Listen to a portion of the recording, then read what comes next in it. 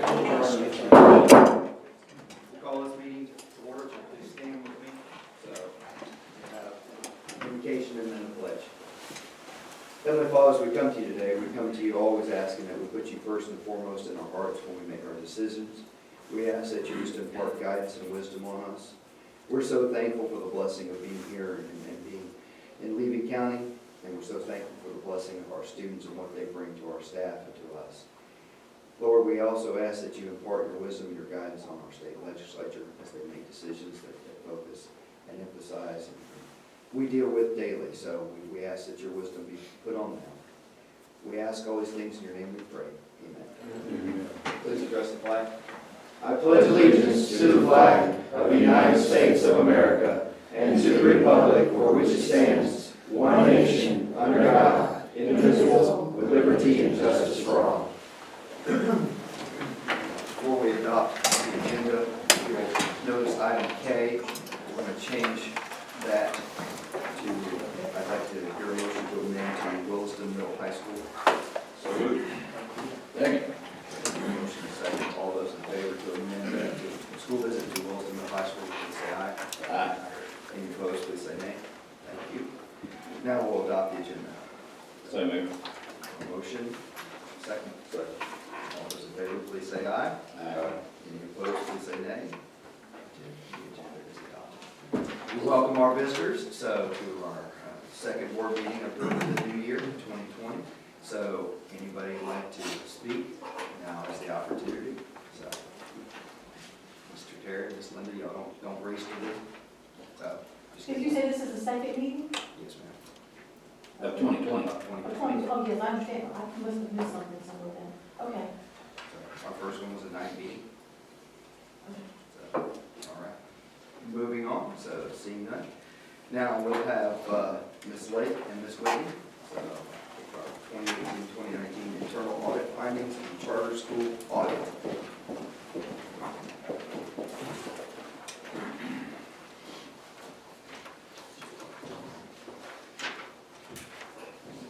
Good morning. We will start with the charter school audit, Nature Coast specifically. Maybe you guys have these audits to review. Nature Coast, if you read through pages 23 through 25 specifically, Nature Coast complied with the audit practices. There were no difficulties encountered with management while performing the audit, and there were no findings this year for Nature Coast. Good news. Very good. All right, so we'll move along to Whispering Winds. If you go same pages, I believe 23 through 26 or 27 of their audit report. Whispering Winds again did comply. There were no issues with performing the audit. However, if you move to page 26, you'll see they were issued one finding, a significant deficiency, with supporting documentation. So during the audit process, the auditors couldn't find sufficient backup. And this wouldn't be for every credit card charge, but this would be the section that they pulled out to audit. They saw some credit card supporting documentation missing, some missing documentations for cash deposits, and some missing supporting documentation for employee expense reimbursements. So the recommendation was the school should consider improvements to its retention of supporting documents. Whispering Winds had a response, and their response was that they do understand and accept the findings, and they put into place appropriate procedures to ensure that these types of supporting documents will be available. So that was all for Whispering Winds. Any questions about the charter school? Yes, ma'am. I have a question. So with that finding, let's say it's wrong, so is it safe to assume that next year, because it was a finding this year, that the auditors will for sure look for that again next year? And if it's not in compliant, does that put us on the hook to slap their wrist? How does that work? So this will fall under prior audit findings, and just as when that happens with us, the auditors will review that to see if you're continuing to have an issue. if there's another finding that may ratchet it up from a significant deficiency to material weakness. But that does not put us on the line to answer for this type of audit. That's good. Thank you. This was an 18-19 Yes. audit, so the chances are in the 19-20, being this is already, Started. They could, but the way I read it was, they were looking for more archive data maybe, data that, I mean, it was 1890, but older data that somehow had gotten. But hopefully their practices were put in place early enough that they could go ahead and enact those. Okay. And so, since we're dealing with this one also, I know we had an issue that kind of hung over our heads for a while that got rectified. Do we still follow up on them to make sure that they're doing what they're supposed to? And maybe that's more of a Morgan question so than a In terms financial of the question. FTE. We do, we monitor all of those processes, but one of the things that's been an advantage for them is since the year that was audited, they have new employees in many of the positions that handle that, and they've been doing an excellent job. Gotcha. So we do watch that. Thank you very much, I appreciate that. Because we know our charter schools are public schools, so not like the traditional schools that we have and we manage, so they're still public schools. Okay, so I'll move into our internal accounts audit findings. You all were given a breakdown by school, so I'll be just reviewing those in more detail, but this kind of tells you how this shaped up for school. So our internal accounts are of course governed at the school level, so those sit at the school. So we pay an auditor to come in and audit those for us. We had, first I'll start with, we had 5 findings of material weakness.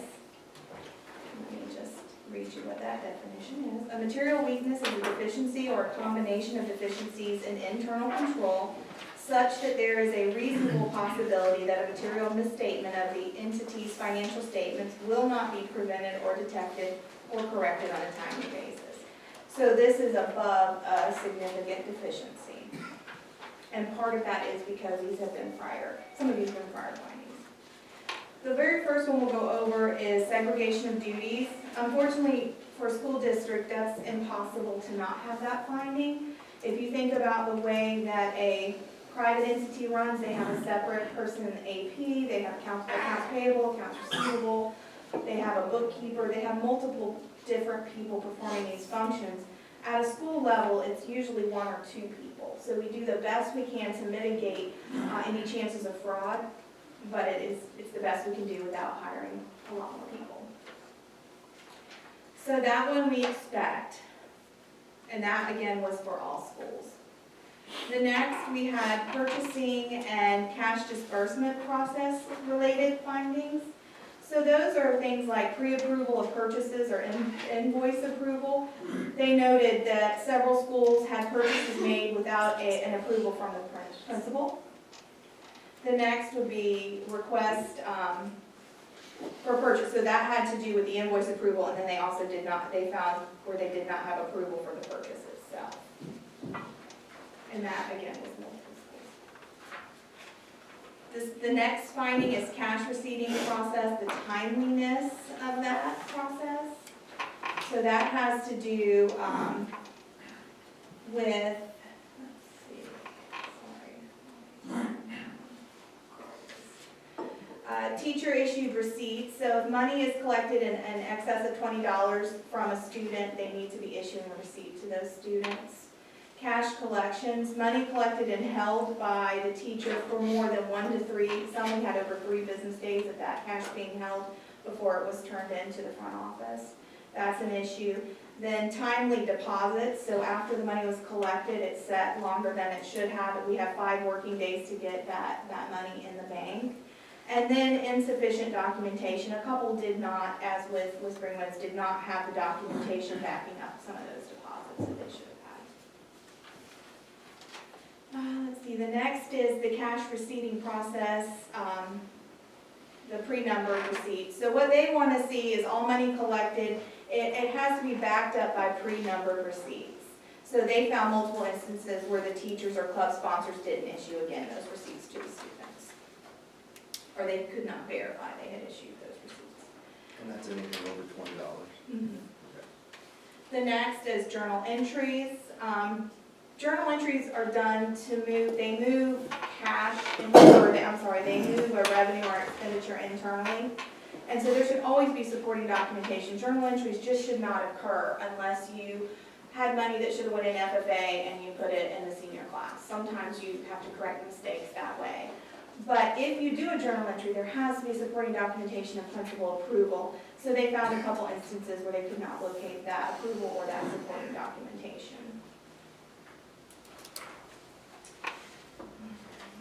And then we have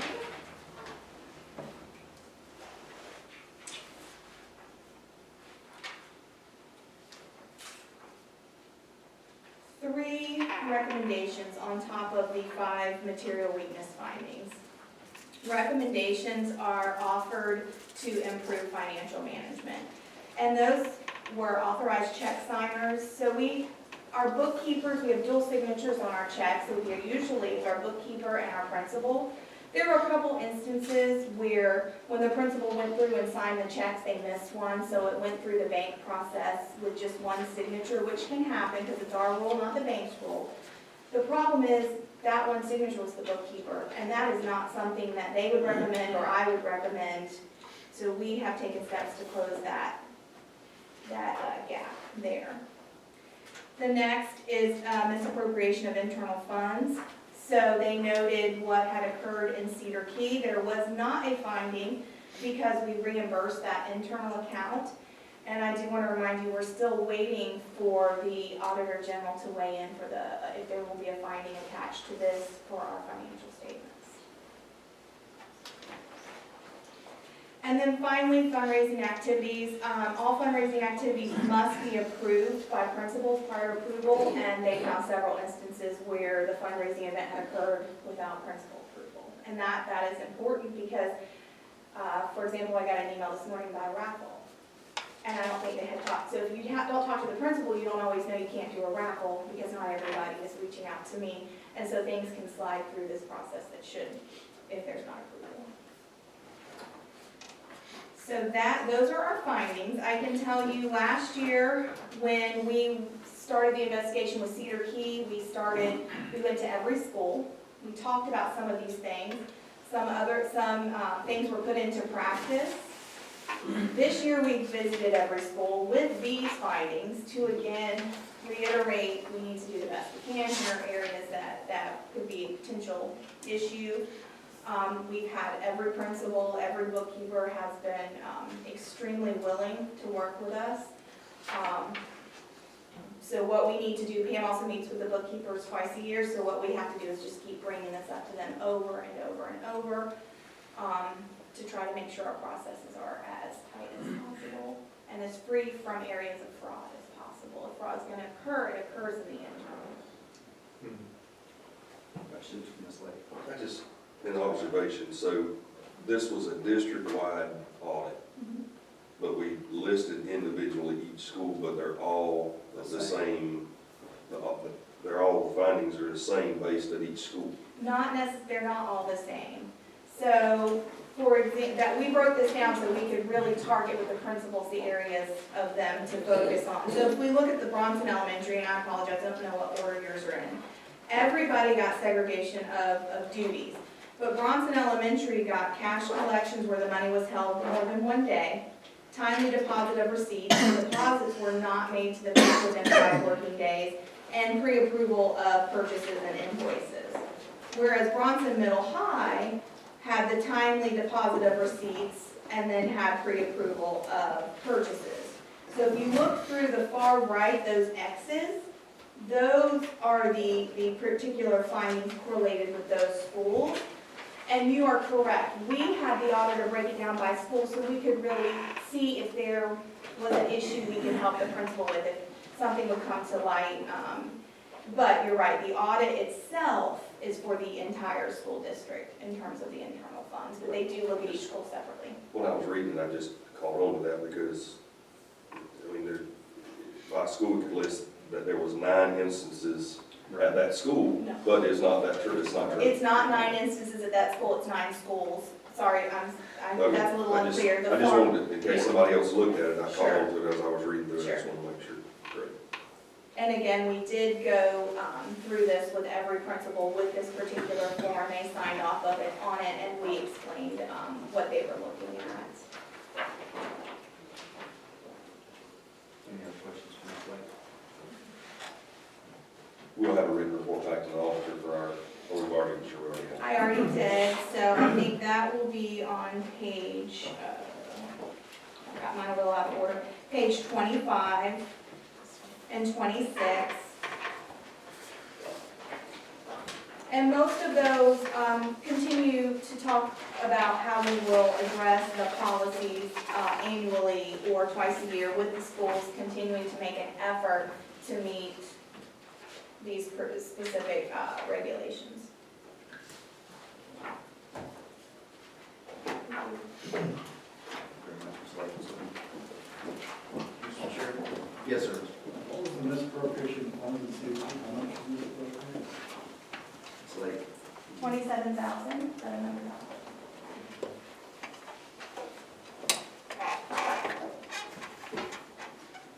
How did that happen?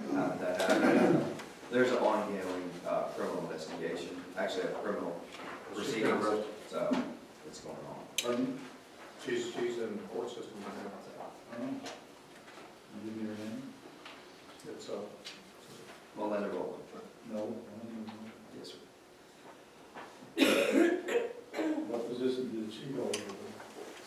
She was the health aide / bookkeeper.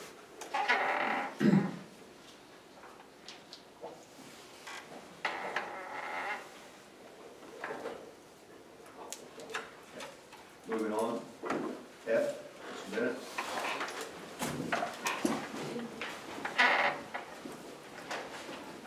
Brought back up today.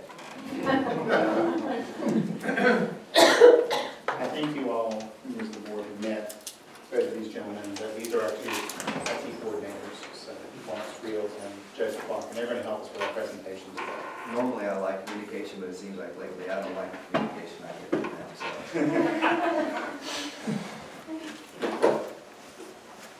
Just a second to get our presentation on. Thank you.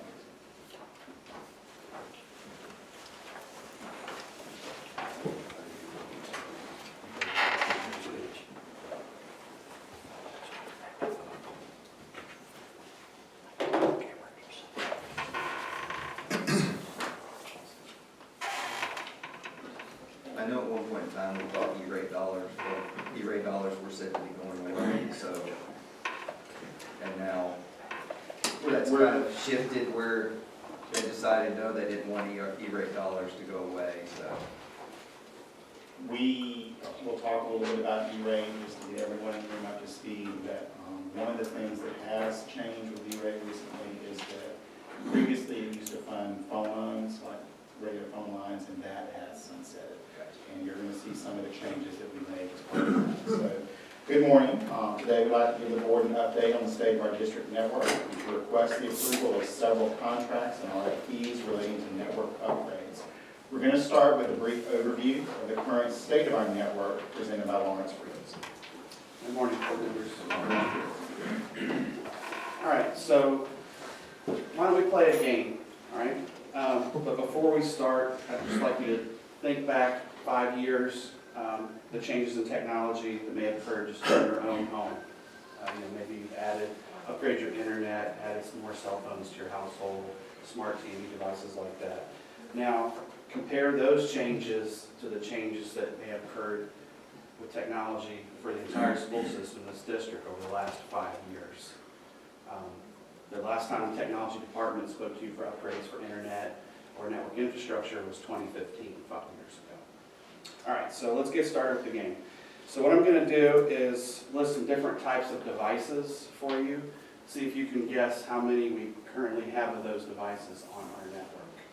So feel free to jot down or just hold it in your mind for a moment. All right, so what about Chromebooks? How many Chromebooks do you think we have on our network right now? You want to take a guess? 1,500. 1,500? 3,000. 3,000. Okay. We have 7,400 plus Chromebooks on our network right now. What about Windows desktops and laptops? 500. 500, 3,600. 2,000. Almost 2,000, all right. 2,200 plus. As of December, 2,200 plus have reported in to us for updates. Now, we probably have actually more than that, but that's a solid number that we have right now. What about wireless access points like the one we have right here up on the ceiling we connect to wirelessly in the district? We've got 250 plus. All right. Last one, then I'll give you some numbers. What about security cameras? Not enough. Not enough. Not all we can say not enough. Okay, sure. 250 plus of those. We've got 150 plus core switches, 100 plus servers that, support like network infrastructure things, or like our library school system, print servers to support printers, 400 plus voice over IP phones.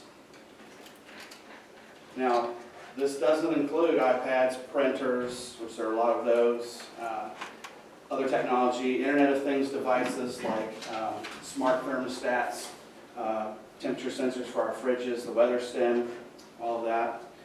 So, all right.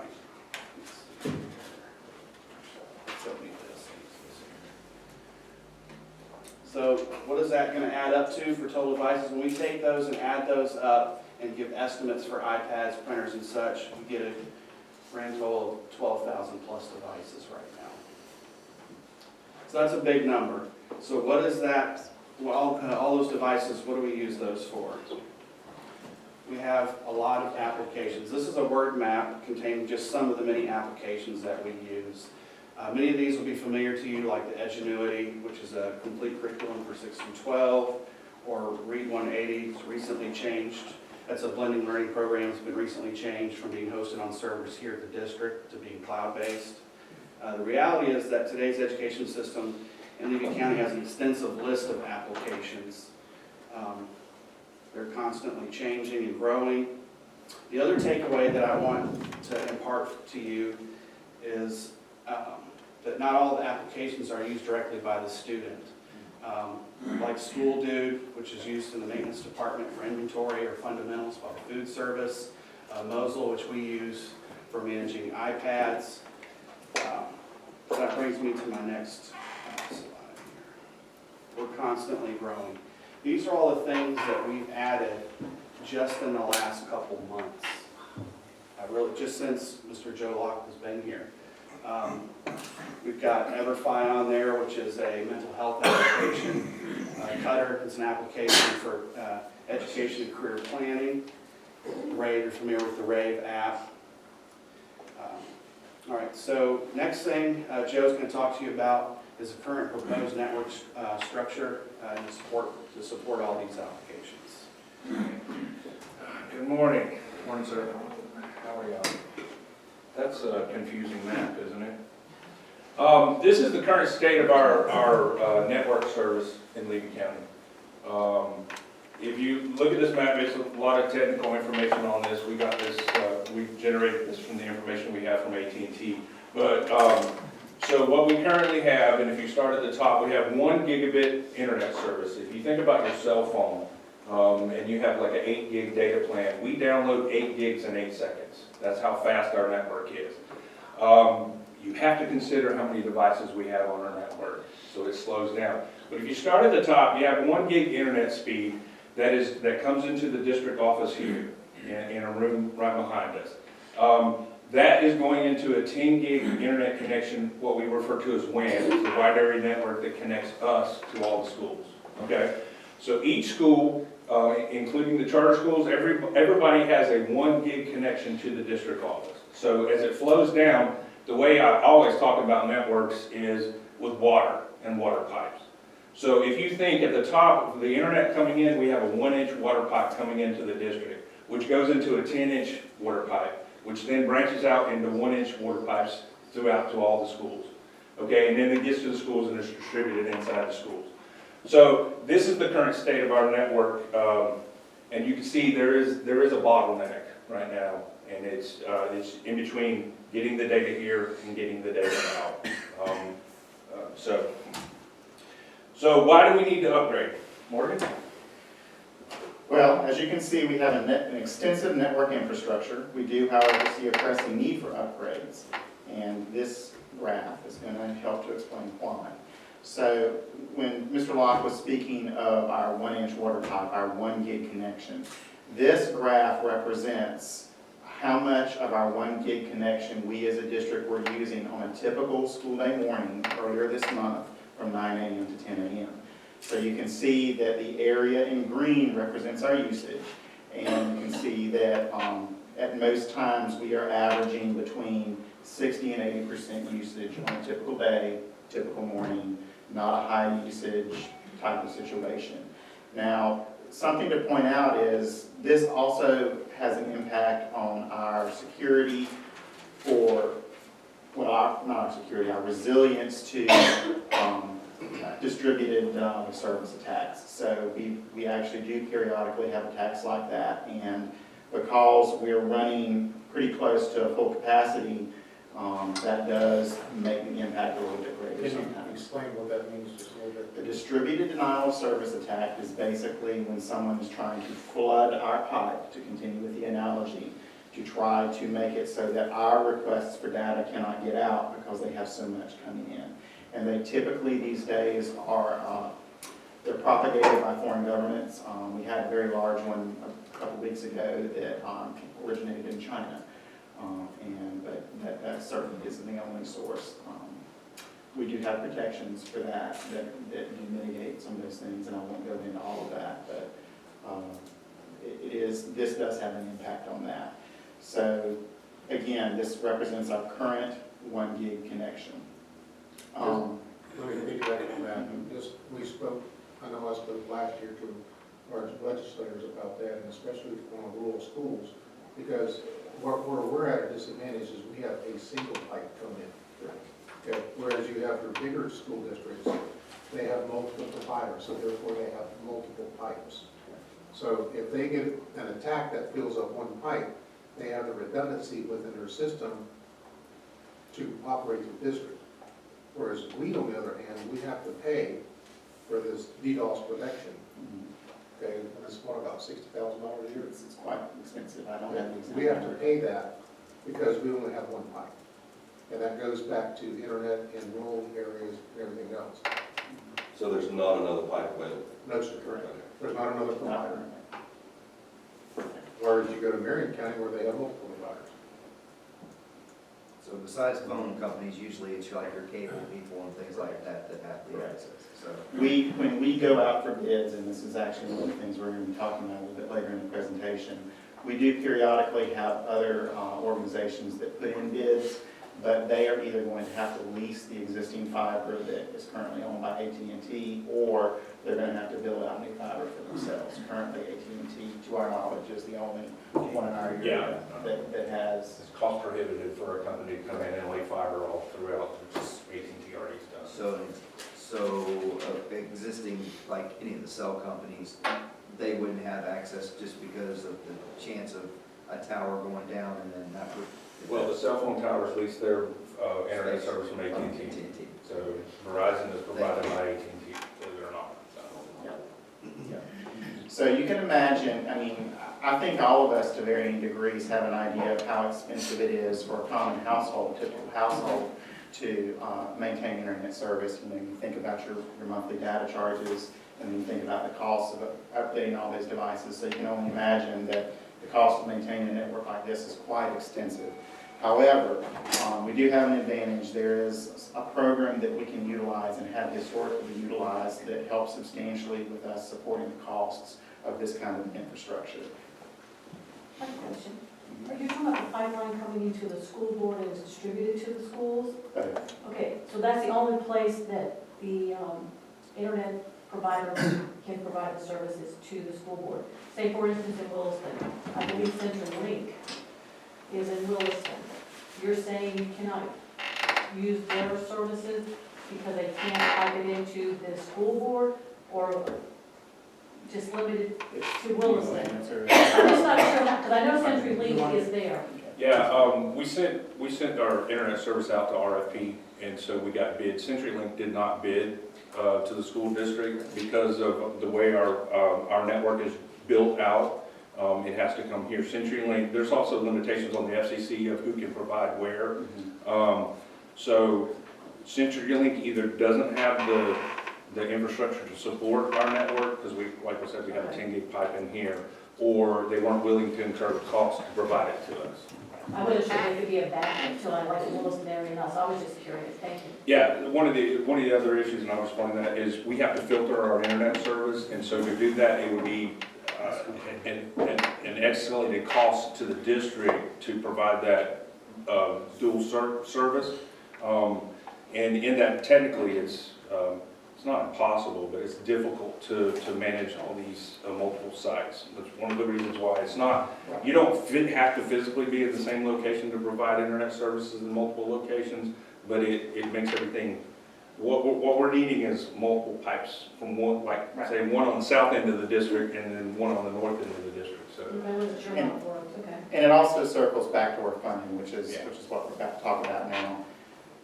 Our school system can participate in something called the federal E-rate program. And the way to think about E-rate, the way I like to think about it, is if you think back many years ago, when the federal government established electrical cooperatives. Electrical cooperatives were established to help electrify rural isolated areas in our country, and we're largely successful in that. So E-rate is a very similar program, but instead of electrification, it's designed to support high-speed internet for schools and libraries in rural areas. And so we participate in this, we have for many years. This has been a program that has helped us build the backbone of the network that you have seen some statistics for today.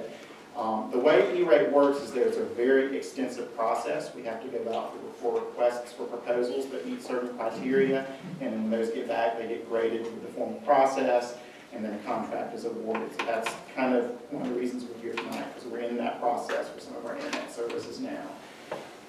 E-rate is essentially a rebate program because of the number and proportion of our students that qualify for free or reduced lunch. The costs associated with internet services and the internet infrastructure that we need, we can get anywhere between an 85 and 90% rebate on that through this program. So it's a very substantial discount. And so we do have to play by the rules for E-rate because the costs of many of these infrastructure items would be unattainable for a school district our size. So there are regulations, there are audit requirements, and there's an entire process that you go through for that. So it is a subsidiary of the Federal Communications Commission. And next what we're going to do is Mr. Jonak is going to talk a little bit more about the types of things that can qualify under E-rate. So E-rate is listed into two different categories. There's you might also hear this as a school and library program, SLP. It's the same program. We refer to it as E-rate. Category 1, and then there's Category 2. Category 1 is how do we get internet service to these schools? Okay, so anything that in data transmission that provides internet to a school or to the school district the way we do it, that's called Category 1. So that would be our internet service and our WAN service, our wide area network. So the cost of those transmission services are included in Category 1. So once you get it into the school, Category 2 comes in. So as it comes into the school, how do we get it to the classroom, right? Everything that is involved, all of the eligible services, that switches and networks and cables, and all of that is included in Category 2. Okay, so that's the two different classifications of E-rate. They are very restrictive. You just can't buy anything, and it has to be an approved list. It has to be approved services. It's to the point where a lot of the larger school districts ignore this. because they don't want to have to deal with the federal regulations and all the requirements of E-rate. It's simply not worth it to them. For example, there are regulations as to what type of camera we can use in our schools. Yes, because we're federally funded, that's just recent. So, what we want to do is, here's our new proposed network. So, and there's some wonderful things about this. First of all, our incoming pipe is going from a 1-inch pipe to a 4-inch pipe. Okay, so we're quadrupling the size of our incoming internet service. We feel that the 10 gig pipe at the district is still big enough to handle everything that we're going to change throughout the district, because of the way traffic flows and the way it's distributed. We feel comfortable with that 10 gig pipe. Okay, some of the things that the cost were negligible. So, but to step up from 10 gigs, because the way the system works is you have physically you have a 1 gig port, 10 gig port, or the next step up is 40 gig. 40 gig is probably beyond the capability of AT&T right now, currently with the wide area network. So we felt 10 gigs would be sufficient for right now. In our contract, we actually have the option to modify that agreement if we want to, without breaking the contract. So what we're doing in the schools is, if you notice, our 1 gig pipe wasn't big enough, so we have to actually go to a 10-inch pipe. 10-inch pipe. So that 10-inch pipe, we have a 10-inch connection now to every school, but we turn the faucet down. And so AT&T will turn the faucets down and only allow 2 gigs of internet service to each school. So the wide area network is all of the sites, all 12 sites, because the district is 13. All 12 sites are moving up to 2 gigs, so they're going from 1 gig to 2 gig. They benefit tremendously just from the bigger pipe, and then the volume that flows through is adjustable. So this is how we're moving on to the next generation. Now let's talk about what everybody wants to know about is how much does it cost, right? Hold on, I have a question on that. Yes, sir.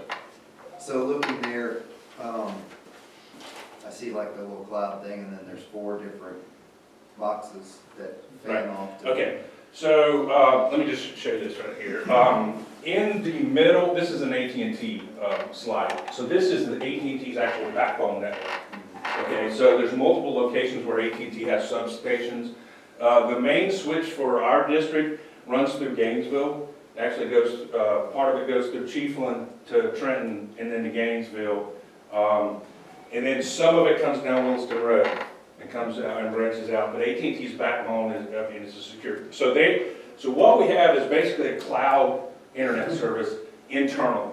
So all of the packets go to routers in AT&T's network, and they're basically like one big wide LAN network. So on the backside of the routers, that's the way it appears. Okay. So this, like I said, this was AT&T's service. It doesn't really show the way the internet comes in, but the internet's at the top of that pipe. So Okay, because what drove me is I was wondering, so I see all the Bronson schools, Chiefland, Whispering Winds, Nature Coast, and Cedar Key are all on that if you would be 9 o'clock substation. yeah, substation, right. Yankeetown has one directly for them. And then So so AT&T has 4. Their Juniper switches they have. They don't let us see it at all. All we see is one big huge wide area network. So Private to us. It's private. It's private to us. But it does go on. It's not the public switch telephone network. It's not the PSTN. It is a virtual pipe. I mean, you've seen the orange cones going down 19 and 27. That's the public-owned fiber internet service that AT&T's backbone. So we have what they call a virtual network inside of that, which is secure. But this is the way they have actually provided us with the substation. So we have the circuit keys and circuit numbers and stuff. So, okay. So let's get back to numbers. Okay. So our current contract for internet service is 1 gigabit per second. We are proposing to go to 4 gigs per second. The current cost for our 1 gig internet service is $44,292 a year. Our projected, actually it's the contract price for internet service this year for 4 gigs is $42,804. So we actually decreased it. It's cheaper. $1,400 cheaper. One of the reasons for that is the state of Florida requires that when AT&T puts a price out for a school district, say down in South Florida where they have 1,000 schools, they have to give us the same price. So we benefit from some of the negotiations that happens in South Florida. Well, that has not always been true. It has just recently been true. They used to negotiate for us, and of course they would charge us more, Yeah. right? They don't have any return on investment out here. Game. Yeah, they're the only ones that are a single provider in our district, so. And that's, I think that came out of a conversation with some of our legislators here a couple of years ago. And the analogy that I used is like, well, we only want to buy grits, and I gotta buy a 1 pound box of grits down here in Cummings, where Orange County can go to Costco and buy a much bigger box of grits for a lot less money. So just to tell you how much this price has actually changed, last year I was in another district and we quoted the same, we actually quoted 2 gigs of internet service and it was gonna go to, from 3,700 to 3,400. This 4 gigs of internet service here is actually down to $2,200 a month. So the prices, and that's one of the reasons why we're asking for a 24-month contract versus a 36 or a 5-year contract, simply because we think the prices are gonna change tremendously, and so that we can adjust and actually save more money. So the WAN connection, which we don't have tonight, if you can imagine how complex this whole system is for AT&T to generate. It's taken them longer to actually build the WAN contract because they have to make sure that they have that 10 gig of internet service, or they have to plan an upgrade to their backbone system to provide us with what they were contracting with us. So, so our WAN contract is not presented tonight. It will be presented at the next board meeting, hopefully. So we have our 1 gig at 12 sites, and then we have the 10 gig pipe at the district. We're going to 2 gigs at each site, and we are staying 10 gigs at each system. Now here's where our cost comes. It's $127,320 a year that we currently pay for WAN services. You just take it's basically $720 a month multiplied times 12, okay?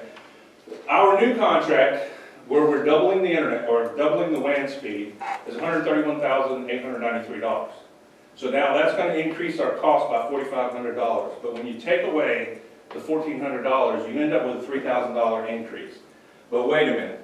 We already mentioned about the 90% reduction. Because of our child nutrition program and our free and reduced lunch program, we get 90% discount. So it actually only costs us $300 a year. Difference. So, I'm getting done. So here's my question. yes.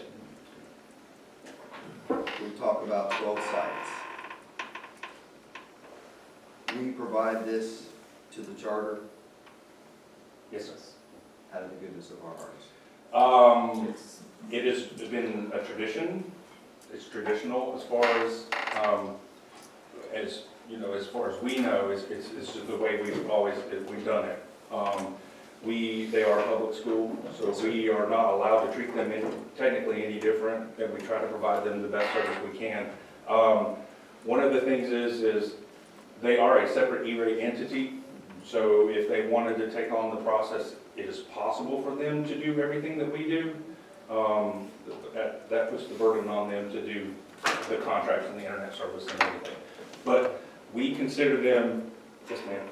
I was just gonna remind you, with all 5%, Yeah. if that ever changes, which I've heard it could go away, you're correct, this is one of the areas that Morgan and I know has to be readdressed, but for now, it's covered under 5%. There are questions to answer when we. Correct. Is that? And Some timing as questions well, for us. there's timing issues as well. E-rate is cyclical, and so were we to shift them to their own devices, so to speak, it would have to be coordinated with one of these cycles, so. And let me be on record, I have no problem. Those are our kids providing that service for them, so.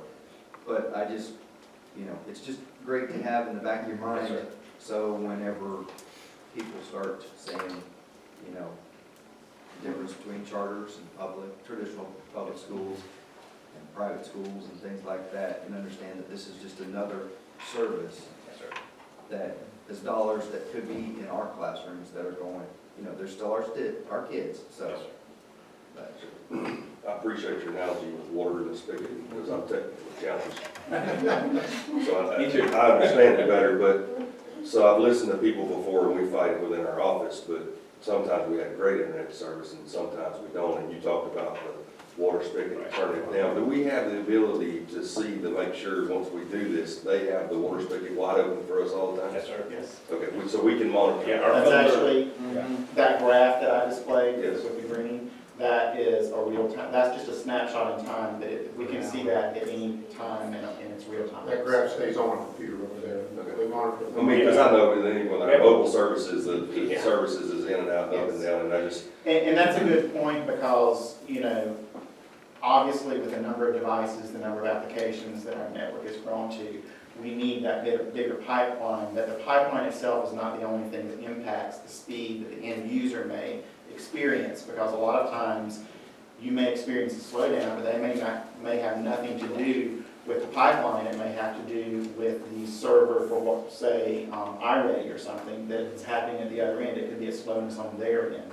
So, so there's always a place to pass the buck to somebody. everything that we have control of. Well, Exactly. here's another, going back to the water analogy, you hook a sprinkler to the end of the hose and you turn it up, there's a point where it will go no further, and you can keep turning and turning and turning, it doesn't matter, because the end user device also has a limitation on its speed. Your phone, if you talk about cell phones, we had 3G service, and well, we had 4G service, and now you can have 5G service, which is extremely fast, but unless you buy a new device, you can't get 5G service because of the limitation. So our Chromebooks are limited according to the wireless network. Our wireless network is phenomenal. The Ruckus APs are just phenomenal amount of transmission. But so just because we turn up the source doesn't necessarily mean each individual computer is going to double its speed. That's not the way it works. It's limited by physics. So. I'm not technically challenged too, so I think you're right. But is the entire system, all of the internet, is it all on cloud now? Is it all wireless? Not every application. We have, well, if you're talking about physically, for example, let's take this room. This computer is connected wirelessly through a wireless access point. And in a typical classroom, you're going to have both wireless and some ports on the wall. So it varies depending on the facility and the building and the room, but we do have both physical connections, like for an internet cable, and also wireless. And the trend has been to move more and more wireless, but it takes time to build out the infrastructure that you need to do that. So one of the things you're going to see in just a moment is we're going to be requesting for a proposal for some additional wireless access points and switches to help build out that capacity to be wireless. Doesn't sound like you're using phone lines for anything now. And what we're using phones now, we're going to, as they say, sitting here, our phones are going over voice over IP. So we're getting away from phone lines and using internet for our phones. And that's the way the world is going. Which is also impacting the usage of our network, because that data is now going through our network pipeline. On that slide that I showed earlier, Bronson Elementary, we just recently last few months added voice over IP phones for Bronson Elementary. And then also the fact that many of the applications we use are moving to a cloud-based or internet-based. So all those Chromebooks in the classrooms now are all wanting to get internet access, which is increasing on that chart that you showed. We need more bandwidth to support all those applications that are moving to the cloud. Yeah, and actually the publicly switched telephone network, which is where all phone lines go to, it's the governmental agency, FCC owns the public backbone phone internet, it's all digital. So the only copper you see now in a phone line is at your house. Everything else is fiber and digital circuits. So they move the packets, it's more efficient that way, that's the reason they do that. Well, one of the questions, this is kind of a dual question, but can dual enrolled college students, can they take the courses at school? If a dual enrolled student is enrolled in a course that's a virtual course, yes, they have the capacity to take that course virtually at our school system. We have the infrastructure to support that. Whether or not the schools offer online is a different question. So for instance, my daughter last semester had 2 classes at the CEF Center and had 1 class online. So we have other students that are through University of Florida, those are dual enrollment. They are all virtual on board. And we are working to build out some capacity in that regard in terms of distance learning. We recently received a large grant for some distance learning equipment that may be able to help, because College of Central Florida is one of our partners in that. So we're hoping to utilize that for some of those types of scenarios, among others. Can a student take a Chromebook home and have wireless access to your system at home? No? That would depend on their network. Right, if they have internet access, they can utilize that Chromebook at home to access the internet. And some of the applications we use have restrictions to prevent that, because to be honest with you, they want you to pay for a different service.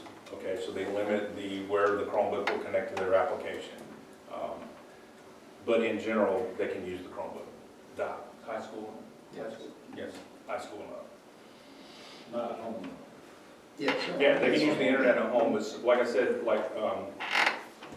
They're utilizing They their have own internet services. service. like iReady Service. iReady Service is an application we use mostly for elementary school, but they limit it, they require us to give them our IP address, which is our technical address where we live, and they won't let any traffic go in outside of our IP address.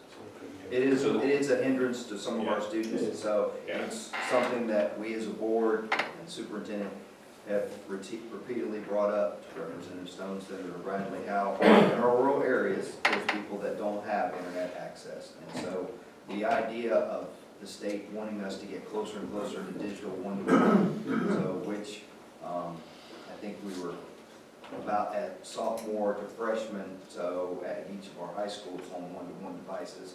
But the fact that then you take it home and you may have a student because of economics, because of location, so they may not have access to viable internet service there. So they may have access to satellite, which, And it goes back to funding. Our network is funded and supported through E-Rate, which is targeted specifically to schools and libraries. It's not targeted to home networks at this time. So just to orient back on this slide, one last comment I would make before we get to our closing is that you may recall, members of the board, that back in October, we did request permission to put out requests for proposals for internet services and win contracts. So we went through that process. It was a competitive bid. We actually did have multiple bids for some of these things. And AT&T did win the contract bid for both of these. Tonight, we will have the internet services contract through AT&T, which, by the way, they're our current provider as well. So this is really almost like a renewal in some ways. So that's going to be before you today. The win is the other piece. It will be before you in that coming board. So. Can I ask you something? This may not have anything to do with it. First of all, this is fantastic. Great job. You, sir. I love the weight, that's not all. Salesman. And I like the analogy of the water pipe. That's solid. This business owner here in town, I'm very used to inconsistency, and we only have one pipe we can get it from. So I'm very used to inconsistency with AT&T's internet service. So you can have as big a pipe as you want to, but there ain't no water coming out from the hole. Pipe don't matter. How are they consistent, and what power do we have when they're inconsistency in Old Town, Chiefland, Bronson, Williston, we all go out at one. What are can we go back and go, like me, the business owner, I have no problem going to AT&T. I ain't paying you for something I ain't getting. Do we have that option here? We do, and actually, it's pretty much automatic. We were fixing to put in a reimbursement for the last 6 months, and in November, instead of being charged $3,400 for the internet service, we were charged basically nothing. And I'm actually having to go with the bill and figure out why, and it's because of an outage that we had previously, and they credited our account. So, yeah, so we also, our network it's not on the first responders network, which is the new network that they're putting out yet. We're on the same network as the cell phone towers, so they're considered high priority. They're priority one because in United States, communications is key, and so they want to make sure our communications is up. So the cell phone towers that are around are on the same network that we're on, so if we're out, they're out. Very rarely are we out. Now, internet service is a little bit different because it goes down a different pipe, but the WAN service is very rarely ever. I don't think that we've been out. The only time we were ever at even an issue was we lost power, and which it was out for an hour, but we survived it. Nobody actually knew it was down. So that was the only issue that we did have. And we're gonna address some of those in our next proposal. That's cool. Okay, so, that's me, his steering, sorry. So, I was talking about 5G service, and so in order to get 5G now on your cell phone, you have to buy a new phone. Well, in order for us, we don't have to upgrade our routers, but we're taking this opportunity because E-rate has this, they go on a 5-year cycle, okay? So they funded it in 2015, 2020. What happened was they didn't fund it, they extended it for an additional year. So we have a certain lot of Category 2 money that's only good for 1 year, it won't get renewed. And then in the next cycle, they're gonna completely change the way E-rate it's not gonna be individual, it's gonna be a district model where we can buy everything for the district instead of having individual schools. So, in that, we have a special pot of money, and we wanted to take this opportunity to upgrade the routers at all of our schools. And that is where the pipe comes into the school and how we get it to the classroom. The device that does that is a router. So we're taking this opportunity to get our 5G phone in our data centers at each school. The other thing that we mentioned was the power outage that we just had. So in our Cat 2 proposal for RFP today, is we're buying uninterruptible power supplies and battery backups for every switch, every core switch, all 150 of them, throughout the whole district. So that if we have a power outage, it may not last 3 days, but it may last an hour. It may last 20 minutes. Most of your power glitches at schools are blips. You know, in Williston, they have blips all the time. What happens in a blip with a switch is a Cisco switch will blip, it loses power, it takes 15 minutes for it to reboot. So you've lost that 15 minutes of learning time that the kids were using the internet and their applications. And the other thing we want to do is we're always pushing our wireless network out in more places. So we're going to buy access points for multiple sites throughout the district. So that's what our RFP is, Cat 2 RFP is. That'd be 90%. Now, Cat 2 is 85%. Right, so we pay basically 50%. But it's money that's possibly gonna go away. It will, This pot is use it or going lose it. This is use it or So it's lose either it. take advantage of it now, or Right. we're gonna put the bill So- to all of it, so. So, Yeah. we're gonna see how much that costs to do. Well, after we get the request for proposals, and tonight, or today, I should say, we're going to be requesting permission for the board to advertise the RFPs. So that will be numbers later down the line. All right, so in closing, I kind of wanted to just share a quote with you. Says we need technology in every classroom and every student teacher's hand because it's a pen and paper of our time and the lens through which we experience much of the world. So during this presentation, we've shown you the current state of the network.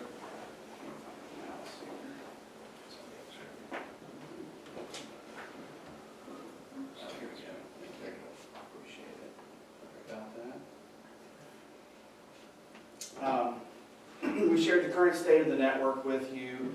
I hope that's given you a little bit better understanding of the types of devices, how many devices that we have, that it's ever changing and constantly growing, and just that we need to have an infrastructure that can support that. Go ahead and hand it off to Morgan to present the motions. So that brings us to our asks. Okay. First thing we're going to request, and I should mention, by the way, that both of these asks are also appear in your consent agenda for today, so you can choose if you so wish to deal with it then, or we could entertain motions now if that is something you're interested in. Our first request would be a motion to approve the E-rate contract for internet services with AT&T. That is the contract that we advertised, one of the two that we advertised back in October. This is the one that's for our connection to the outside world. And remember, just as a reminder, this is the proposed contract that will basically double our available bandwidth with only that approximately $305 difference in cost to the board each year. So moved. Second. Okay. Any more discussion? All right, we have a motion and a second, so appreciate all the hard work that went into this. So that's a lot of digging, and appreciate the hard work that goes with it. So all those in favor, please say aye. Any opposed, please say nay. Motion carries. Thank you, members of the board. Our second request is for the Category 2 RFPs that we discussed just a couple slides ago. It would be a motion to request permission to call bids for the following items to be advertised and awarded at the March 10th, 2020 school board meeting. First, we would do it for internal connections or large switches, and then also for internal connections, wireless access points, and uninterruptible power supplies. And again, this is some of the physical hardware that we will need to continue to build out the system to support that increased speed. Heard the staff recommendation, do I hear a motion? So moved. Second. Motion second, any discussion on this? All those in favor, please say aye. Aye. Any opposed, please say nay. Thank you very much. Thank you, members of the board. One question, please, and probably more than that. Yes. I know you have some experience in other places. Yes, sir. When you consider the size of the network that we have in the age, Yes, sir. how do we compare to everybody around here? I could just tell you from my experience from Dixie. I had 4 schools, 2,100 students. We had a 1 gig connection to the internet. We were moving to 2 gig before I left, and then 1 gig in between schools. So we basically had the same setup we had here. I ran that district with 7 people. Right now, we're currently, Lawrence and I are handling the core, and we have 2 technicians that are going to each school, and then we have part-time technicians, part-time support. Function. Yeah, in each school, not at each school. Most schools.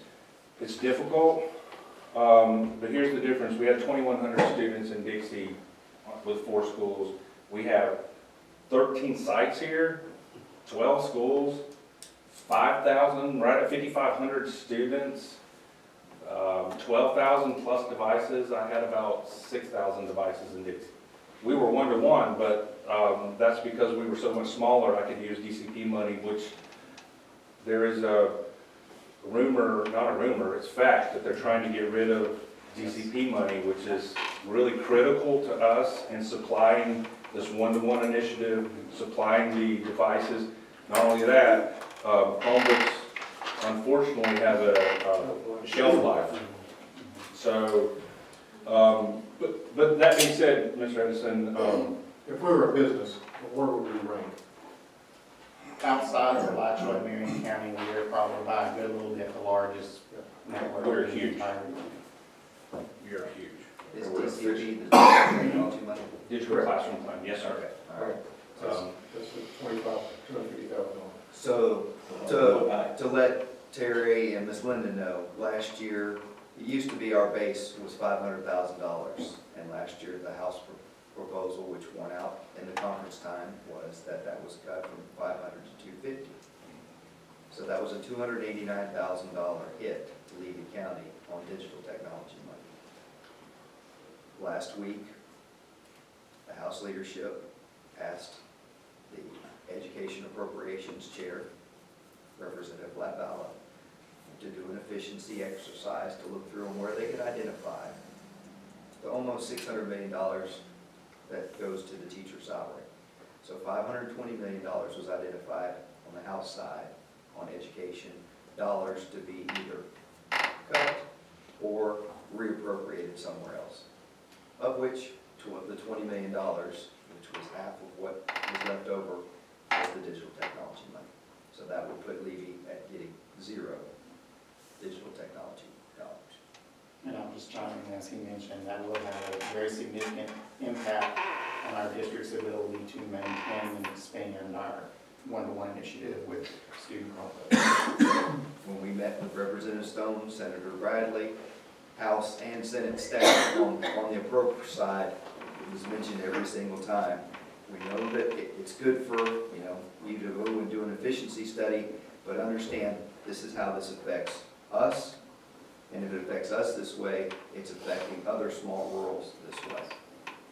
So, Thank you. thank you guys. It seems how we just voted on that. The consent agenda, so I'll move to take off 1I.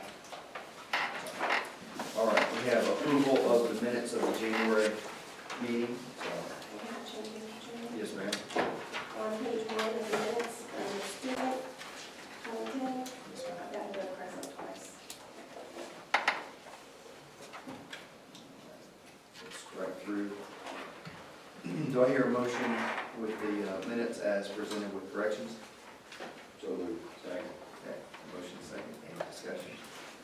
All those in favor, please say aye. Aye. Any opposed, please say nay. All right, motion carries. Consent agenda. I know you each have had a chance to talk to the superintendent with any questions or staff, so I'll start with Mr. Asbell here. Do you have any questions? I don't really have any questions. Comments? It is several long-term employees retiring, leaving, be surely missed. Other than that, I always, like I say, through well every meeting, like seeing these student trip requests. That's the thing, kids do a good thing.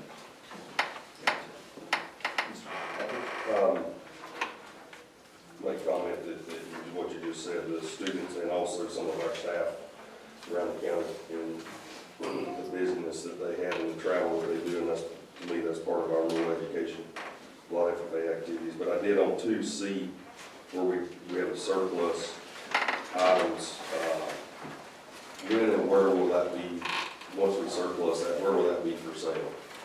The old Bronson High School stuff was actually in the sale before we sold Old Bronson High, that list.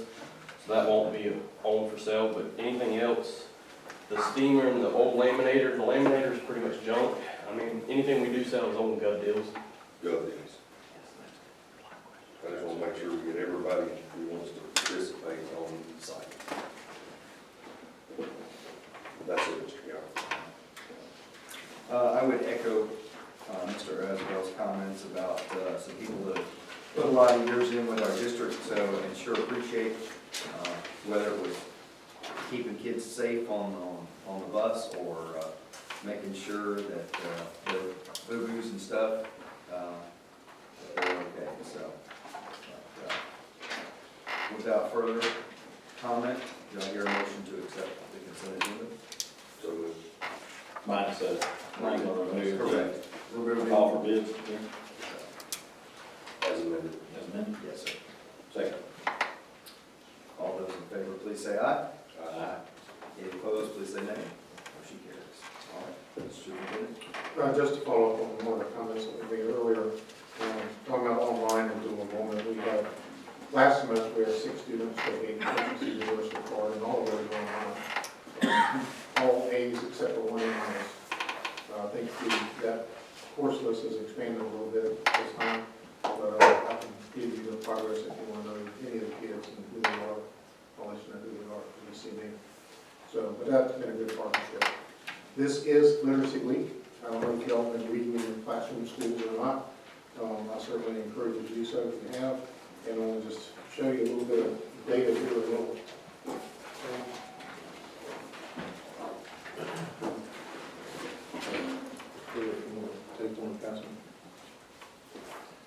One of the things is that we have started last year was the Superintendent's Reading Award.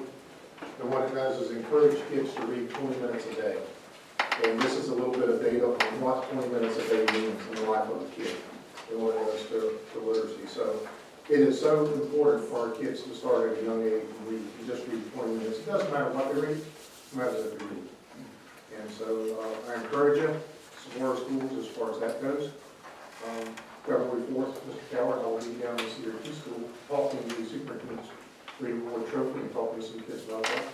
And so I encourage you to be there. Thank everybody for the day in the legislature. We had some great visits with a lot of people. Got a lot of good feedback and a lot of support, I believe, on the new chief of our high school. So we look forward to that.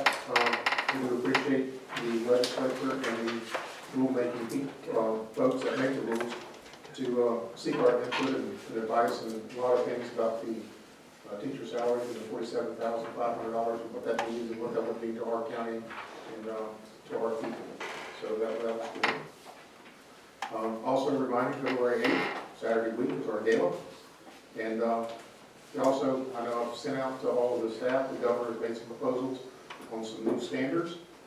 And so I've been talking with some folks about that, and of course, that's going to be a lot of work when it comes in, so we start putting those together. So other than that, any questions from me?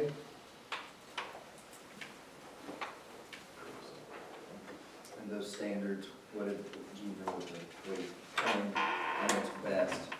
Building a better, brighter future, I think it was best, something like that. It's, I forget right now what the and I know there's changes in civics for the 12th for the high school, there's changes in mathematics, changes in some changes in reading or literacy, changes in test cycle, bringing in the SAT and the ACT as the part of the school grade. So excited about seeing some of these things, and we've got to figure out what all means and how to apply it.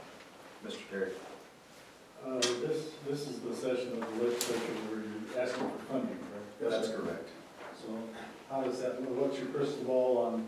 I can just tell you we've had positive conversations with every entity that we've talked with.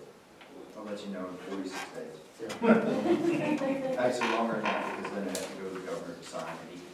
So you're asking for 37 million? Right, it's right at $36 million in that neighborhood. So you're thinking it looks good? I'm just, the conversations we've had were positive. We've done our work, we've done our due diligences, we've checked off all the boxes, we've talked to everybody that we need to talk to. So we've done our work. Multiple times. Okay. All can get it? Multiple times. And it's not us getting it, hopefully our students will get it. There's 3 schools that are in special facility. So Baker County has an elementary school, so they were ranked number 1. We were ranked number 2. They had a lovely video with students on it, so that was probably what was the difference. So, you know, the students coming up and kind of tugging at your heartstrings. So, but as far as, and then Bradford County is 3. They're consolidating, I think, 3 elementary schools into 1. So, good thing is they're all in Senator Bradley's district. So, and Senator Bradley is the appropriations chair on the Senate side. So I think he's been very, very good to Levy County. He's been very supportive of education. So felt like we had a really good meeting with Senator Bradley and Representative Stone on the House side. And last year we met with Chair Cummings, who's out of Clay County. So he's the appropriations chair on the House side. And so all those people are friends of education. Their kids have been publicly educated, and looking forward to continuing. But to say it's a done deal, it's never a done deal until the governor signs the budget. So, and as we've seen in other counties close by to us where they thought they had funding and then at the last minute. So the bottom line, when it comes to conference time, that's when all the horse trading will go on between what the House priorities are and what the Senate priorities are. And the best standards is the benchmarks for excellent student thinking. That's what that stands for. That's what Commissioner Corcoran, he went through. I think he had 11 stops throughout the state of Florida. They took input. So we're excited. We want our students to be the best. We want them to have a world-class education.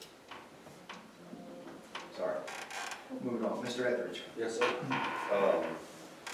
Comments, I think we had the most productive trip to Tallahassee since I've been on the board. I think my dad's an old school board member, and we were talking yesterday that probably in the most unique time in Tallahassee, I think, as far as education goes, the governor's taken it upon himself and others that we increase teacher salary and I think we would all support that. We just gotta make sure there's additional funding to do that. I think we need to be up on the radar to make sure that it's not something that we're diverting funding, that we're funding already to go into that category. Also, from a rural district standpoint, I have real concern that there would be, lack of a better word, required local effort from that part, and with our tax base, could make it somewhat difficult upon us for a state mandate to increase teacher salary through local funding. So I think there's a lot of things we need to be looked at. There's a lot of good things going on in Tallahassee, but at the same time, I'm somewhat in a protective mode in the discussion that we're having to make sure that these are additional funds. Even though public education is the largest item on the budget in the state of Florida, since we made it a priority in Tallahassee that we do that, they also need to make it a priority that they fund it. And I think that's the discussion that we need to have from here to there. Understanding that we call our voices fairly small. We did that, or some of us did that yesterday. I'm going to talk about this, and I know it's going to sound weird coming from a school board member, but there's a bill in the House and Senate, I guess, that, I know it's in the Senate, that puts term limits on school board members. And in large districts where populations are high and there's a lot of people to come forward and fill those positions, would probably be a great idea. But it also, at the same time, I think it would be the idea of the people of that district to decide whether they want to put term limits on those. State statutes doesn't allow the county to decide that. I had a discussion yesterday. You know, their discussion whether that's 8 years or 12 years and whether that's retroactive and all this other stuff. Doesn't matter to me about the job. We have rotation. I just had a conversation yesterday. I'm pretty sure it's 60 years in the seat that I sit in today. There's been no opposition. So I think Mr. Coward brought it up. I don't want to steal his thunder, but I will for a minute. We have 8 school districts that in 2 cycles would eliminate every school board member on that board. So the hedge against Tallahassee is always unintended consequences that are actions that they do cause a negative impact for certain areas. This subcommittee, or this committee in the Senate, just so happened to notice, besides Dennis Baxley, there's no representation north of Lakeland, Florida. If that tells you anything. So you basically, I think Mr. Coward said in an email yesterday about this, that 7 school districts would dictate basically 7 counties could decide for the state, so. about our school board. And I have no problem if the people of Levy County says we want to put term limits on school boards, then so be it. But somebody from Miami-Dade that should not have the political power to come and say, we don't care about me, I should say. The rural districts don't matter. That's not true. The pool for us is not the same as it is for them. And we should fix the statute in the state of Florida that allows the county and districts to decide what they want, not mandated by the state of Florida. Yes, ma'am, Ms. Linda. Being a public figure is brutal. So with that being said, no one wants to run for your position and say they do term limits. Nobody wants to run because they don't want to grief in their life. Then what happens? That's what I'm saying. If they That's put the, the term that's the limit. unintended consequence. I know, so you what's know. their I mean, somebody would- remedy for that? There's no discussion on, there was no discussion on that? The people of the political power are sitting in areas where there's a population enough that that's not going to be an issue, probably. Our areas. Our area, I'm worried about Levy. I am too, but when I called the senator's office that I had a great discussion with, and I said, I know our voice is small, and he said, I'll just let you know that our senator is going to vote for this if it comes before. Not our senator for our area, but I can give you the list of people on that committee. And I would highly encourage, and I have since yesterday, it makes a difference when you make a phone call to voice your opinion. So, not to give them the answer, so what you think about it. So seven counties can decide basically. Miami-Dade, Broward, Palm Beach, Orange, Osceola, Hillsborough, Duval. Those 7 counties have enough population that if they voted overwhelmingly for anything, legalize marijuana, it's going to pass the state of Florida. So there's things, so obviously the idea is, you look at the situation and you look at, as Mr. Edwards said, you know, in a 4-year cycle, you wipe out a district, all the leadership is on the board side that led to them being an A district. And so the idea is, when our legislatures take a look at, this is one of the unintended consequences of this. It's going to pass the House. It will overwhelmingly pass the House. The battle is going to be in the Senate, because this is going to be one of those votes where they have to have 60%. Okay, so I'm not a great mathematician, but there's 40 senators, so that means you need 24 out of 40. There's 23 Republicans, so that means you need somebody to cross the aisle. Okay, it's very difficult for me. I feel like selfishly, I love the job that I'm doing. I love the job that I've been elected. I ran against 7 other people when an incumbent chose to get out. I was unopposed last time. I'd like to think that's because the citizens of Levy County have faith in my actions and my decisions. So, you know, almost, you know, it's very easily accessible to have my phone number. So, and my phone rings all times, day or night. So with that, when you look at what could happen, you know, that's the thing, that the legislature just does, you know, their heart. And here's the thing, that this is just the tip of the iceberg. Because bottom line is, county commissioners, constitutional officers, they're on the radar, they're next. And if they don't think that they are, you know, they won't publicly come out and say it, but I can tell you right now, privately, Representative Sabatini has said that he's coming for other constitutional officers. So, yes, sir.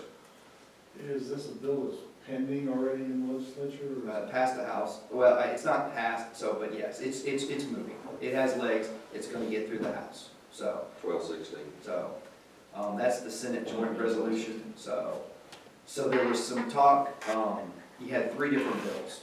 You had a bill in the House that has a sponsor then. So usually, kind of the way it works. So you have a senator or a representative wants to make a bill. Then they also have to have a companion bill in the Senate.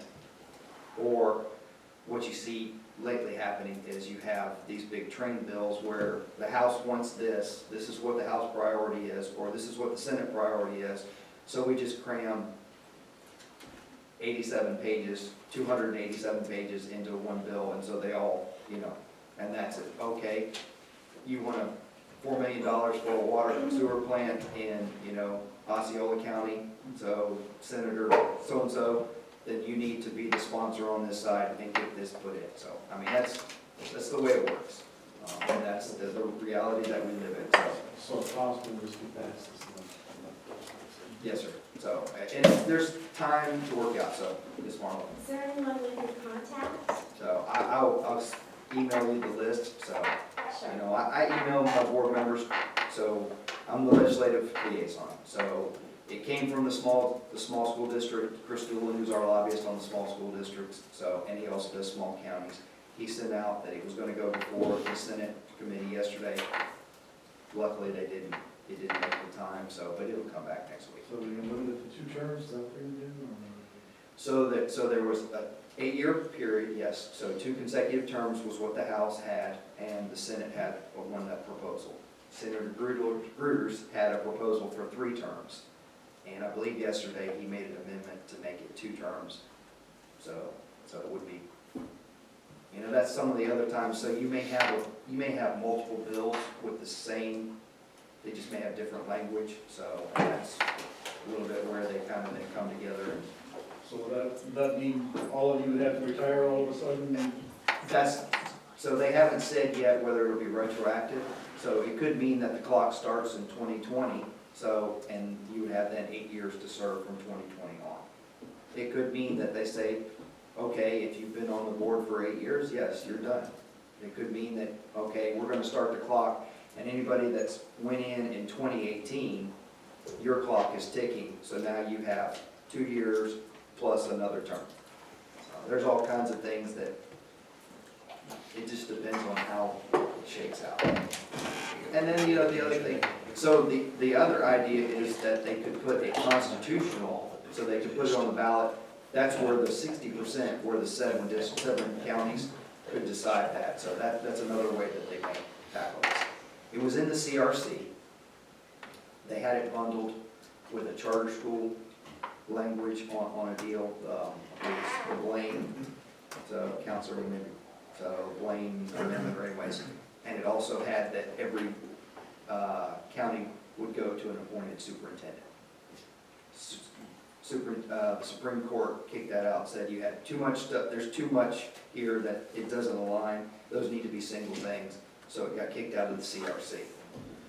So now the House is mad, they want to do away with the CRC, because the CRC didn't get it done for them, so it's just, I'll be happy to talk to you more about this, so, not to, as you can see, I love this stuff, so, you know, that's why I'm the legislative liaison person, so. I just have Yes, sir, one more, sorry. and there's been a lot of work done. We briefly talked about the new Chiefland School and the work that's been done there. And of course, as a board member, been involved, but those trips and those conversations, I've been a part of some of them. But as I went back to Tallahassee last week, and you said checking boxes, I feel pretty confident in where we're at. Of course, anything can happen, but I think I've heard it over and over again, wherever we were at, the staff and senators kept saying, "Man, you've done all you can do." So I feel good, and I appreciate all the work that everybody's done on that part, because it's just the beginning, but to get through this hurdle, I hadn't been a part of that process. I was late in the process when Williston was done, but to get it to the point we're at now, in the position we're at, where the senators is in the position he's in, I think we're in the best position we can be. But thank you all for your work. And then the last thing is, and I don't even know how to do this, but somewhere along the line of education in Florida, as diverse as we are with populations, we have schools in South Florida, we have as many students in one school as we do our whole district.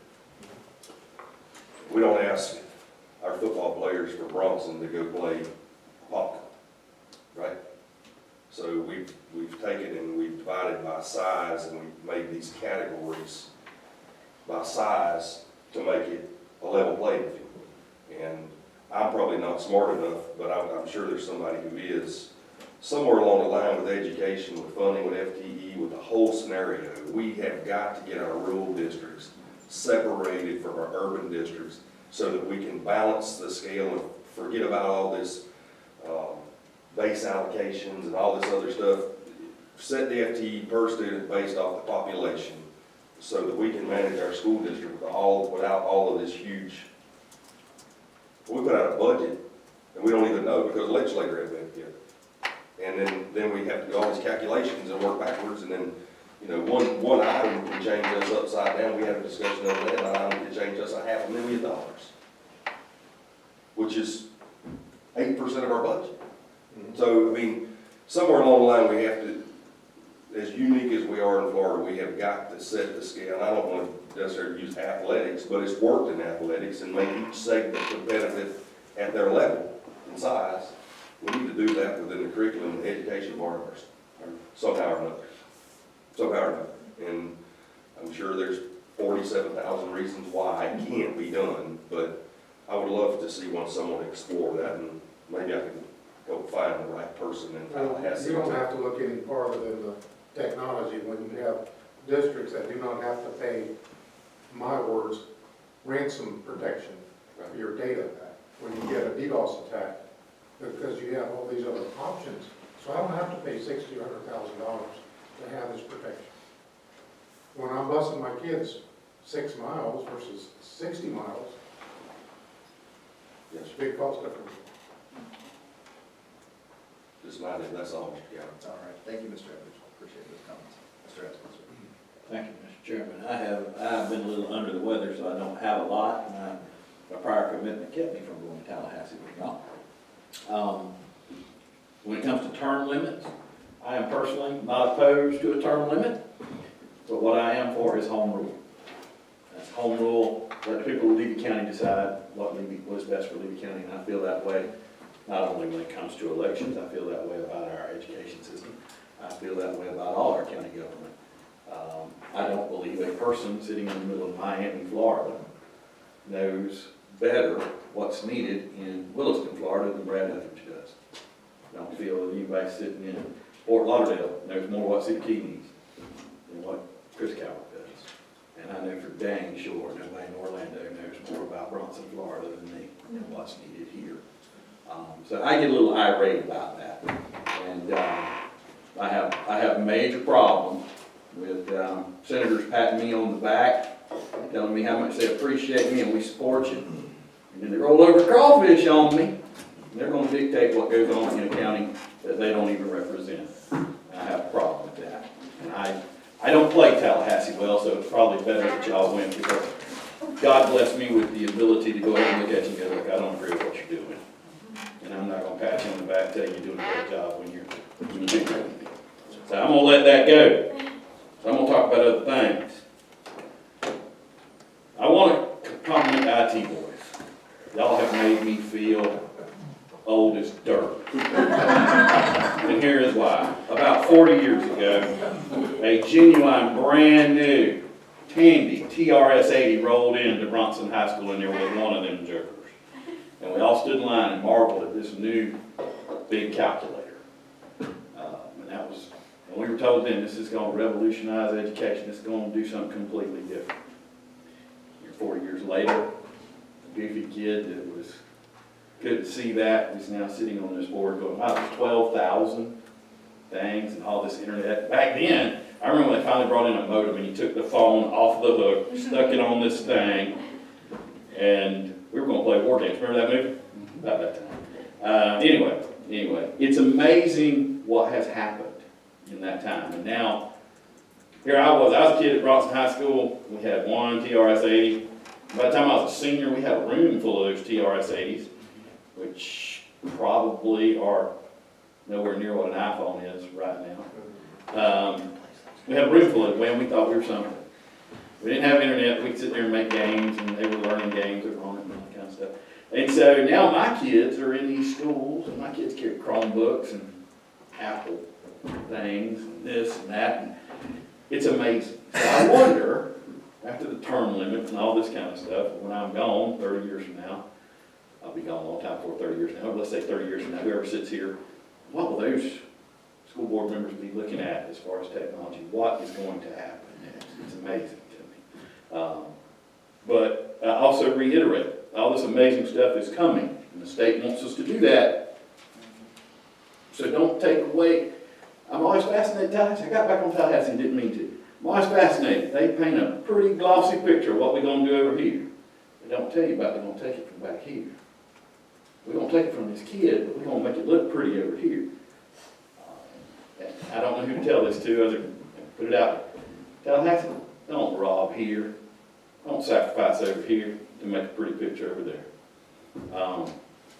So I'm going to leave that. Now, my last thing. I promise this is my last thing. Oh, no, it's not. I lied. We'll tell about good things. Good things. I was on Facebook last night, and I saw the coolest video, and I don't know who put that video together, but it made me want to be a bus driver. Y'all did a great job with the bus driver promotional video. Is that you, Mr. Masters? Did you direct that? Mr. Joe Wayne. That is awesome. If you never considered being a bus driver, watch the video. It'll make you want to be a bus driver. And the last thing I promise, Mr. Joe. Been 2 years ago, came before this board, a child at Bronson Middle High School had been diagnosed with cancer. Little kid, 13 years old, had been diagnosed. And we all talk about, no kid should have to go through that. And the community of Bronson rallied around this child. People in this room donated to this child. This child never missed a minute's education through our services. Those things, and that kid fought cancer. A little kid fought cancer for 2 natural years. Through bad reports, through, man, this ain't looking too good. Last week, that kid got to ring that bell that he's cancer free. And I will say it here publicly, there's a lot of prayers for that kid. And we serve an awesome God that took care of that kid. Not more importantly, but we also work in a great part of the world because there was such an outpouring of love for this child and other children like that it was truly amazing. And just want to say we're thrilled to death that Lane Clevenger is now cancer free.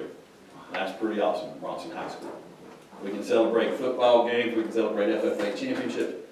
But man, when a kid is staring death in the eye, he comes through it, that's something to celebrate. That's some good news around this place. That's all I have. Very good. That's a tough act to follow, so, yes, Mr. Chair. Just one more word on technology back. Probably most of you remember when Willard was superintendent, and he was roundly condemned for wanting to put computers in every classroom of the school. I mean, he thought he was nuts. And now, 12,000. I mean, that's just how much things have changed just in that period of time. Very much so. Superintendent mentioned the gala, so it was February 8th, so I'd love to have everybody there. So if you need tickets or something, so please feel free to contact me, so I can hook you up with that, so. Last Friday night, was, our race back from Tallahassee was homecoming in Cedar Key. We don't have a football team, so we celebrate homecoming during basketball season. And it's just, it's so unique to see, people that graduated 50 years ago, people that graduated 2 years ago, or last year, just to come and be together and got to crown a homecoming king, queen, prince, and princess. So, and that was, obviously that's a highlight for people, so, and for parents and whatnot. And, one of the things that's unique, we're always striving to continue to do better is, Cedar Key, you can go and you can YouTube live their sports games. And appreciate the efforts through the Breezy and his guys, and so technology to help make that happen. I think that's just a little kind of a unique thing that goes on down there, just to kind of see those type of things. And always, the time of homecoming is a great time to celebrate. I do appreciate anybody that helped out and contributed to the mullet dinner, so for the track team. So I know they're still continuing to work on that. And, if you want to talk to me anything more afterwards about Tallahassee, so I'll be happy to kind of share with you some thoughts and insight.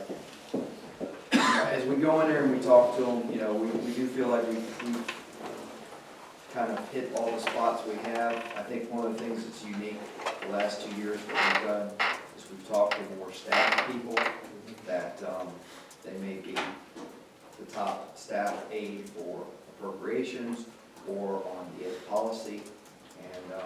And I think even whenever they don't accept what's our position on things, I think it's kind of like a thing where it's maybe Chinese water torture that we just keep wearing them down. So, and I think we're starting to see a little bit of a pendulum shift. It's great to hear, whenever your senator talks about how maybe we're testing too much. And so I feel like some people's eyes are opening up, and I'm cautiously optimistic with our new standards that it won't be too great of a strain on our staff. That means we don't have to go and change and get a whole different textbook or anything like that, but that it just means that maybe some of the assessments, and Mr. Superintendent, I'd love for us to maybe have kind of a workshop or a presentation on how many assessments we have throughout the year and what are state mandated and what are our district assessments. So if you could kind of put that on our radar. Just had that conversation this morning, actually. So just kind of know, that way, if there is anything, because I know they always want to throw it back on us and say, well, y'all do, we only have the FSA, and then y'all do this, this, and this, so. Now, I do understand that sometimes it's an indirect state mandate. Right. And that's one of the things, because there was a comment that was made. Commissioner Corcoran came and visited the school board members. Unfortunately, I wasn't there, so I didn't hear firsthand. We had another appointment. But he readily admitted that if there is a report that DOE mandates that never, ever gets seen by the light of day by anybody.